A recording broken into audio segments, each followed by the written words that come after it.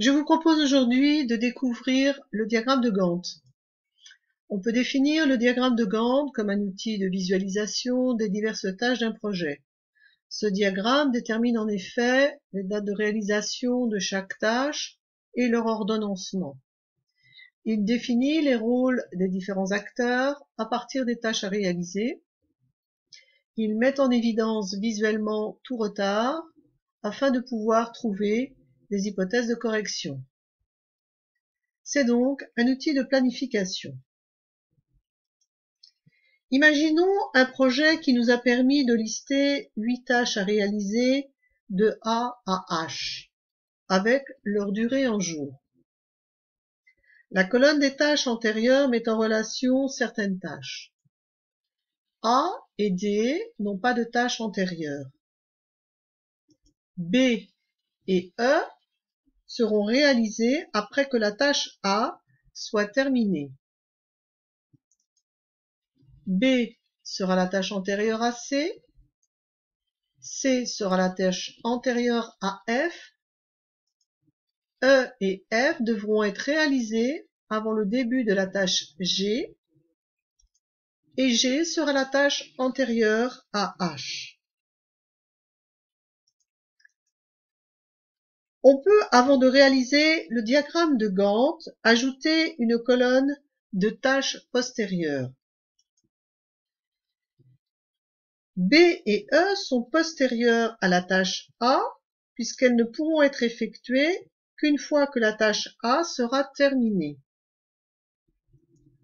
C sera la tâche postérieure à B, F sera la tâche postérieure à C, D n'a pas de tâche postérieure, G sera la tâche postérieure à la fois pour E et F, H sera la tâche postérieure pour G, et H n'a pas de tâche postérieure.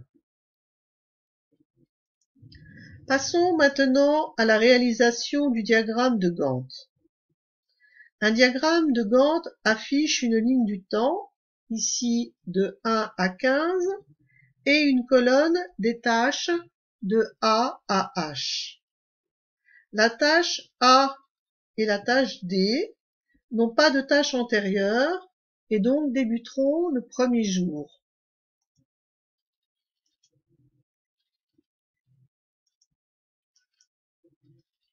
La tâche B, qui a pour tâche antérieure A, débutera à la fin de celle-ci, tout comme la tâche E.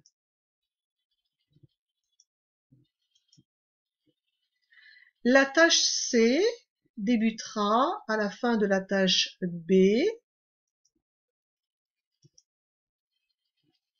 La tâche F débutera à la fin de la tâche C.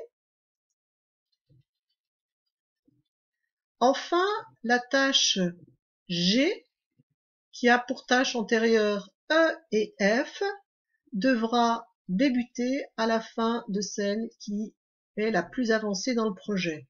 Et ici, E termine au 7e jour, alors que F termine au 12e jour. Donc, la tâche G débutera au 13e jour. Enfin, la tâche H débutera après la fin de la tâche G et durera 2 jours. Toutes les tâches ont été placées, le diagramme de Gantt est terminé. Il est bon d'effectuer maintenant une analyse et de déterminer en premier lieu le chemin critique.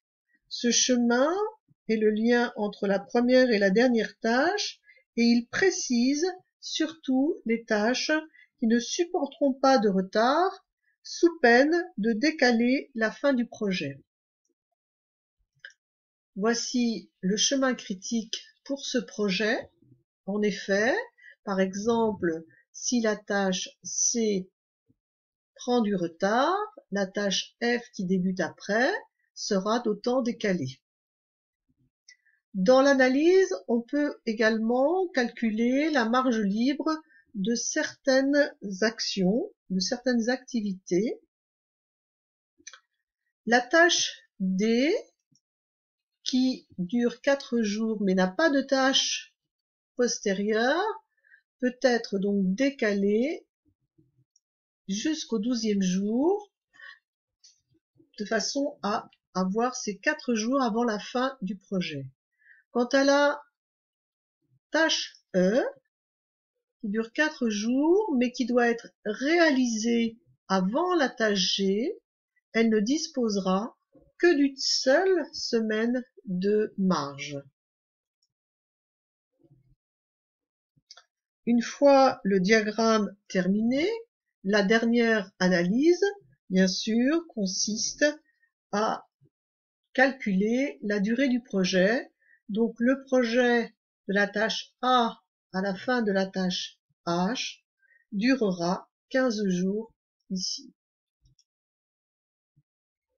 Je vous invite à répondre aux questions du formulaire qui est placé sur la plateforme et de le faire pour le prochain cours. Bon courage à tous et à bientôt.